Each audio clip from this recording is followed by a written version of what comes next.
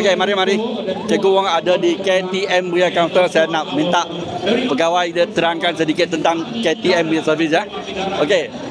Oh bro, Cik boleh terangkan sedikit tentang perkhidmatan KTM. Untuk perkhidmatan antara bandar kita terangkan daripada KL Center kita ada perjalanan mengalir ke Padang Besar. Ada juga KL Center ke Butterworth.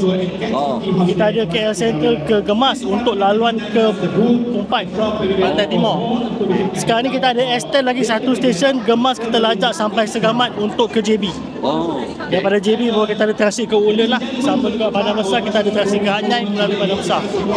So setiap sistem yang kata melibatkan penjualan tiket kita ada KL Central, Seremban, Pulau Sebang, stesen yang ada ni lah yang membuat penjualan tiket.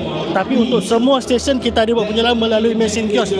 Pembelian tiket boleh dibuat di mana-mana cawangan KTM yang ada mesin kios. Okey. Jadi Johor Bahru belum ada. Johor Bahru kita ada tapi bertukaran daripada Segamat ataupun Gemas. Dua stesen untuk ke Johor Bahru. Okey. Jadi kalau untuk warga emas saya tahu ada special offer kan?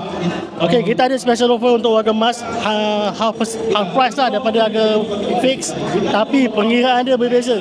Sebab apa kita ada dalam satu tiket kita ada travel dan seat. Untuk travel kita dapat half price, untuk seat fix RM8.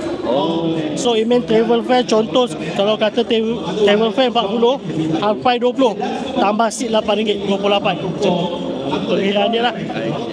Okey. Jom travel Malaysia first. Duduk pakai KTM jalan seluruh Malaysia. Best. Okey, thank you.